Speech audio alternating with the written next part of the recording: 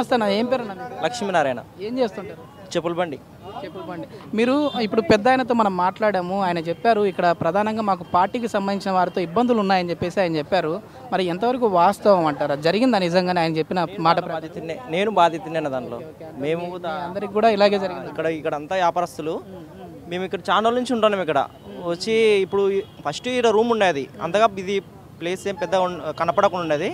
Road వెయినింగ్ అయినప్పటికీ ఇది place బాగా కనిపించింది. వాళ్ళు మేము అప్పుడేం పెద్ద స్థలం పట్టించుకుని మున్సిపాలిటీ స్థలం ఇది, మేము పన్ను కడుచుకుంటా. అభివృద్ధి జరుగుతూ ఉంది కాబట్టి ఇక్కడ వాల్యూ పెరిగి ఉంటుంది. చాలా మా అబ్బాల కానించి మా తాతల కానించి విని ఉంటుంటే మేము.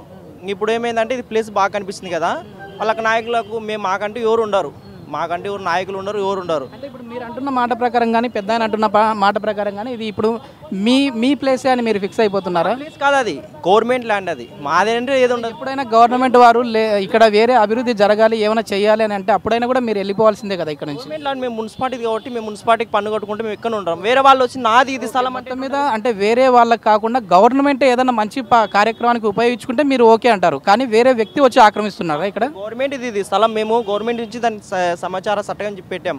ఇప్పుడు వేరే వాడు వచ్చి నాది స్థలం అన్నాడు. స్థలం అన్నప్పుడు మేమేం చేసినాం, మేము ఇది మున్సిపాలిటీదా గవర్నమెంట్ ఇదా అని పోయి ఆడ మున్సిపాలిటీ అప్లై చేసింటే ఇది మున్సిపాలిటీ స్థలము, దీన్ని ఎవరు అమ్మనికి లేదు, ఎవరు కొన్నికి లేదు అని చెప్పి మున్సిపాలిటీ స్థలం ఇచ్చింది. ఆ మనిషి ఏమి చేసి మేము మాది స్థలం ఇది, మేము ఇట్లా చేయనీకి అని చెప్పి మేము అనుకుంటున్నాడు.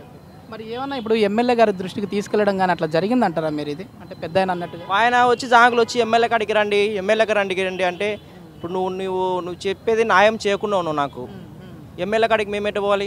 వచ్చి జాంగులు ఎమ్మడికి రా, మాట్లాడదాము, పంచాయతీ రా, డబ్బులు తీసుకుపోండి, ఎంతో కొంత డబ్బులు తీసుకొని పోయి కాల్ చేసుకోండి అంటే మేము డబ్బులు తీసుకుని కాదు, మేము ఇక్కడ బతికే వాళ్ళం. డబ్బులు అంటే వస్తాయిపోతాయి, మేము బతికే వాళ్ళం కదా. ఒక 200-300 వచ్చిన వ్యాపారం చేసుకుని బతికే వాళ్ళం. డబ్బులు తీసుకుని పోవాలంటే ఆడుకోవాలి. ఇప్పుడు అయితే ఈ ప్రభుత్వంలో మీకు అన్యాయం జరిగింది అని చెప్పేసి ఒక మాటలో అర్థమవుతుంది. మరి ఏ ప్రభుత్వం వస్తే పేదలకు అందుబాటులో ఉంటుంది అనుకుంటున్నారు? ఇక్కడ కావచ్చు, అది రాష్ట్ర వ్యాప్తంగా కావచ్చు. ప్రభుత్వం అయితే నాకు తెలియదన్న ఎవరైతే నాకు వచ్చేదని. మా వరకైతే మాకైతే మాకు జనాలే మాకొద్దు, మేమే పోరాడుతున్నాం.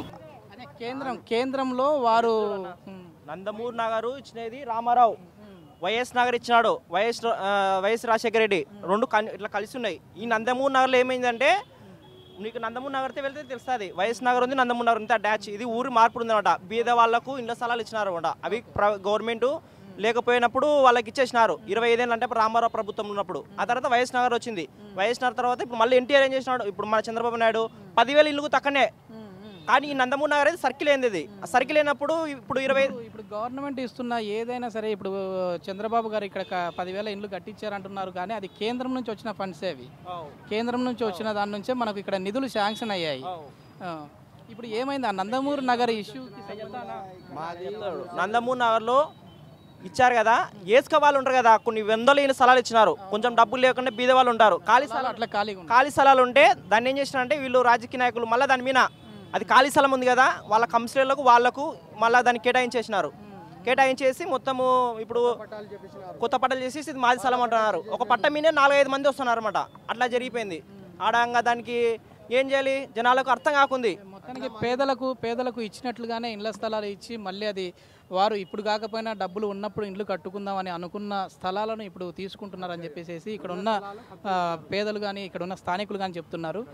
అంటే ఒక రూల్ ప్రకారం ఇంకోటి ఏంటంటే అన్న, గవర్నమెంట్ మనకు ఒక స్థలం ఇస్తే ఆ స్థలం కొన్ని సంవత్సరాల టైం ఉంటుంది. ఆ టైంలోపు మనం కనీసం పిల్లర్స్ అన్న లేపాలి, అక్కడ ఒక బేస్ మట్టం లాగా లేపినారు. అయినా కానీ రాత్రిపూట్లో వచ్చేసి గోడలు పగలగొట్టడము, బెడ్లు పడగొట్టడము చేసి పోతున్నారు. ఆల్రెడీ పిల్లర్స్ కూడా ఉన్నాయంట. పిల్లర్స్ మొత్తం బెడ్లు గిడ్లు వేసుకునేవి రాత్రి పగలగొట్టడము, తీసేయడము, ఆడ కట్టుకోనికి నిలబడినప్పుడు మనుషులకు పిలుచుకొచ్చి దౌర్జన్యం చేయడము. మీ పేరేం పేరు? నా పేరు వీరేష్. ఏం చేస్తుంటారు? వ్యాపారం. మీరు వ్యాపారం చేస్తుంటారు. ఇక్కడ ఈ సిపి కాంప్లెక్స్ ఏరియా కదన్న ఇది. ఇక్కడ ఓకే, ఈ ఏరియాలో మామూలుగా ఏంటి అంటే గతంలో సమస్యలు ఏమున్నాయి అంటే మన ఈ ఏరియాకి సంబంధించి చూద్దాము. అభివృద్ధి ఈ 4.5 సంవత్సరాల కాలంలో ఎంతవరకు అయిందంటారు? ఇక్కడ పర్వాలేదు, చాలా మారింది. నంద్యాల మాత్రం చాలా మారిపోయింది అన్న. టీడీపీ వచ్చింది, చాలా మారిపోయింది అన్న. మారింది కానీ కబ్జాలు ఎక్కువైపోయినాయి. మళ్ళీ ఈ కబ్జాలకి పులి స్టాప్ పడాలన్నా, ఈ కబ్జాలు అనేటివి రాకుండా ఉండాలన్నా ఏ పార్టీ అధికారంలోకి వస్తే న్యాయం జరుగుతుందంటారు? ఫారూక్ కాడ పోతే పట్టించుకోవడం లేదు. మన నౌమాన్ అంకుల్ కాడికి పోతే ఆయన కూడా పట్టించుకోవడం లేదు. ఆయన ఏమంటాడు? ఏ పార్టీకి సంబంధించిన టీడీపీ. ఏమంటారంటే వాళ్ళు ఏమంటారు, కొద్దిసేపు కొన్నాళ్ళు పోని వాళ్ళు మన రిజిస్టర్ ఆఫీస్లో పోయి మాట్లాడి నేను ఎంఆర్ఓతో మాట్లాడిచ్చి నేను ఇప్పిస్తాను మీ స్థలాలు, మీకు ఆ పట్టా వాళ్ళకి రిటర్న్ ఇప్పించి మీ పట్టా మీద స్థలం ఇస్తా అని చెప్తున్నారు. కానీ వాళ్ళు ఏం చెప్పడం లేదు. ఏ పార్టీ అధికారంలోకి వస్తే మనకు న్యాయం జరుగుతుందంటారు పేదలకు? పేదలకి పోయిన స్థలాలు వచ్చిన వాళ్ళకి వచ్చినట్టు స్థలాలు గిన వస్తే కన్నా మళ్ళీ టీడీపీ వస్తుంది. అది గిన టీడీపీ ఎవరి స్థలాలు గిన రాకపోతే కన్నా టీడీపీ రాదు, ఏది రాదు, పైన కాంగ్రెస్ వస్తుంది. ఇక్కడ కేంద్రంలో కానీ ఏడైనా కానీ. ఎందుకు కాంగ్రెస్ ఇక్కడ కాంగ్రెస్ అనేది పెద్దలు అంటే మీరు కాంగ్రెస్ అంటున్నారా వైఎస్ఆర్ కాంగ్రెస్ అంటున్నారా? రాష్ట్రంలో వైఎస్ఆర్ కాంగ్రెస్ వస్తుంది. ఏమంటే ఇప్పుడు గిన పోయిన స్థలాలు గిలాలకి అన్ని గిన కలిసి గిన మళ్ళీ వాళ్ళు ఎవరు పేదలకి వాళ్ళు గిన పోయిందంటే మళ్ళీ టీడీపీ వస్తుంది. విలేకర్ యా ఛానల్ అయితే ఏమేమి ఉంది కానీ ఈ విలేకరులు లేకపోయిందనుకో రాజకీయ నాయకులు అనేది ఇంకా తొక్కేస్తారు. విలేకర్ ఇవి ఏదైనా సరే మొత్తాన్ని పబ్లిక్ చేసేది విలేకర్ టీవీలో. ప్లస్ అదే మెయిన్ మాకు కాపాడింది మెయిన్. అధికార పార్టీ వారు న్యాయం చేయలేదు అని చెప్పేసి అంటున్నారు కదా, మరి ఏమైనా ప్రతిపక్ష పార్టీ వారి దగ్గరికన్నా వెళ్ళి మీ గోడును విన్నవించుకున్నాము. ఆయన కమిషనర్ దగ్గరికి పోయినాం. పోయింటే మేము దీన్ని కౌన్సిలింగ్లో పెట్టేసినాం దీన్ని, ఇది స్థలం మున్సిపాలిటీ అని. ఆయన కమిషనర్ ఏమన్నారంటే నాకు తెలియదు దీని గురించి, మీ స్థలం అని మున్సిపాలిటీ అసలు ఇంత జరిగితే నాకు తెలియదు అని చెప్పాడు. మేము ఇది ఛానల్ వాడంతలు కానీ అంతా న్యూస్ అయిపోయింది, ఎంత మొత్తం ఇదల్లా పోయి ఇట్లా రచ్చ చేసి న్యూస్ అయింది. కమిషనర్ చూసి మాకైతే తెలియదు దీని గురించి. మనము ప్రజా అభిప్రాయాన్ని సేకరించే ప్రయత్నంలో భాగంగా ఇక్కడికి వచ్చాము. కానీ ఇక్కడ చూస్తే మాత్రం నిజంగానే ఒక పెద్ద కబ్జా జరిగే విధంగానే ఉంది ఈ ప్లేస్ అని చెప్పేసి ఇప్పటికే పలు పేపర్లలోనూ టీవీ ఛానల్స్లోనూ కూడా వచ్చింది. ఇక్కడ చూస్తున్నాం మనం, ₹1 కోటి విలువ చేసే స్థలం కబ్జా అని చెప్పేసి ఇక్కడ చేశారు, ఇక్కడ చూపిస్తూ ఉన్నారు. ఇది అధికారుల దృష్టికి తీసుకెళ్ళినప్పటికీ అధికారులు అయితే వారి పక్షానే ఉన్నట్లుగా ఉన్నారు. కానీ ఇప్పుడు ప్రజలు ఎన్నికల సమయం కాబట్టి ఇప్పుడు ఏంటంటే మీరు మీ తరపున మీడియా ఎప్పుడు ఉంటుంది? ఇప్పుడు ఏంటంటే చాలా సపోర్ట్ ఇచ్చింది. ఏ పార్టీ అయితే ఏ ఛానల్ అయితే కానీ మీడియా లేకపోతే జనాలు బతకలేరు, అసలు పేదవాళ్ళు బతకలేరు. ఇట్లా సామాన్యంగా ఎంత అరుచుకుని ఏమవుతుంది మీడియా వాళ్ళే దాన్ని. ఏదైనా నాయకులకు భయపడరు మీడియా వాళ్ళు, మేము కూడా జనాలకు కూడా భయపడం. మీడియా మా వంపుతుంది కాబట్టి మాకు ఏ రాజకీయం ఖచ్చితంగా ప్రతి మీడియా కానీ ప్రతి పేపర్ వారు కానీ ఎవరైనా సరే ప్రింట్ మీడియా కావచ్చు, డిజిటల్ మీడియా కావచ్చు, ఎలక్ట్రానిక్ మీడియా కావచ్చు ప్రజల పక్షానే నిలుస్తుంది. అలాగే మా మైరా మీడియా కూడా ప్రజల పక్షానే ఉంటుంది. ప్రతి నియోజకవర్గంలో మేము పర్యటిస్తున్నాం, ప్రజల సమస్యల్ని అధికారుల దృష్టికి తీసుకెళ్తున్నాం. మళ్ళీ రాబోయే రోజుల్లో ఏ ప్రభుత్వం అయితే ప్రజలకు బాగుంటుందని ప్రభుత్వం చేసిన తప్పిదాలను కూడా వారికి అర్థమయ్యేటట్లుగా చేసే ప్రయత్నం చేస్తుంది మా మైరా మీడియా. సార్ నమస్తే సార్, మీ పేరు? Krishna Rao sir, teacher. నియోజకవర్గంలో అభివృద్ధి పనులు ఎట్లా? నంద్యాల నియోజకవర్గం గత 40 సంవత్సరాల నుంచి అభివృద్ధి కుంటుపడింది. కానీ బై ఎలక్షన్లు రావడం, భూమానాగిరెడ్డి గారి కోరిక నంద్యాల అభివృద్ధి చేయడం అనేటువంటిది. ఆయన చనిపోయిన తర్వాత బై ఎలక్షన్ రావడం నంద్యాల అదృష్టం. ఆ బై ఎలక్షన్లలో చంద్రబాబు నాయుడు గారు ఇచ్చిన హామీలన్నీ కూడా నంద్యాల టోటల్ స్టేట్ ఒక ఎత్తు, నంద్యాల ఒక ఎత్తు. నంద్యాల దాదాపు 1800 కోట్లతో అభివృద్ధి పనులు జరిగినాయి. ఒక వెలుగోడు రిజర్వాయర్ నుంచి డైరెక్ట్ పైప్ లైన్ ఒకటి, నంద్యాల రోడ్లు కానీ. ఈరోజు నంద్యాల నందనవనంగా మారుస్తామని నాగిరెడ్డి గారు చెప్తా ఉంటే అప్పుడు అవుతుందో లేదో అనుకుంటే, కానీ ఆయన చనిపోయిన తర్వాత ఆ కోరిక నెరవేర్చినాడు. నంద్యాల అభివృద్ధిని టీడీపీ అభివృద్ధి చేసినట్టు ఈ మధ్యకాలంలో ఎవరు చేయలేరు కూడా.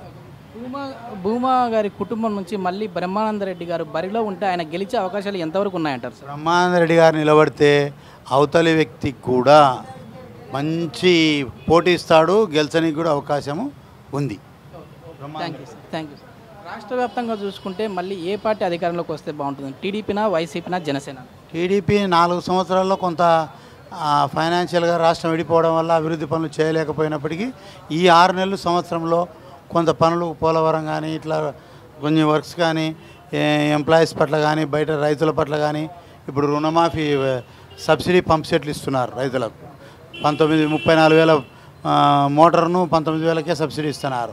కొంత పబ్లిక్కి అన్నిటికీ రోడ్లు, ఇప్పుడు పోలవరం కానీ రోడ్లు కానీ కొంత అభివృద్ధి పనులు అయితే ఈ 6 నెలల్లో బాగా పుంజుకున్నాయి. దీనివల్ల కొంత టీడీపీ రావడానికి వస్తే బాగుంటుంది, టీడీపీ రావడానికి కూడా అవకాశం ఉంది. నమస్తే అన్న, మీ పేరు? ఒలి అన్న. ఎట్లా ఉందన్న ఈ నియోజకవర్గంలో అభివృద్ధి పనులు ఎట్లా జరుగుతూ ఉన్నాయి? మళ్ళీ ఇక్కడ ఏ పార్టీ వారు గెలిస్తే బాగుంటుందన్న? టీడీపీ గెలిస్తే బాగుంటుంది. ఎందుకన్నా టీడీపీ? అభివృద్ధి చేస్తారు కాబట్టి కొద్దిగా. రాష్ట్ర వ్యాప్తంగా చూసుకుంటే ముఖ్యమంత్రిగా జగన్మోహన్ రెడ్డి గారు ఈసారి వస్తారు అని చెప్పేసి ఆ పార్టీ వారు చెప్పుకొస్తున్నారు. అలాగే కొద్దిమంది ప్రజలు కూడా మాతో అన్నారు.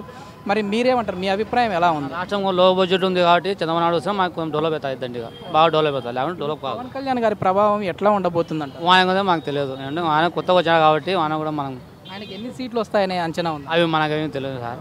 రాజకీయం మీద మాకు తెలియదు, ఏదో అభివృద్ధి కోసం చెప్తాం కానీ రాజకీయం. నీ పేరన్నా? బస్ ఏం చేస్తుంటారన్న? Auto driver. Auto driver. ఎట్లుందన్న ఇప్పుడు మీ నియోజకవర్గంలో, మన నంద్యాల నియోజకవర్గం ఎంతవరకు అభివృద్ధి చెందిందంటారు? బాగానే ఉంది, పర్వాలేదు. ఇప్పుడు రోడ్లు కానీ బాగానే ఉన్నాయి.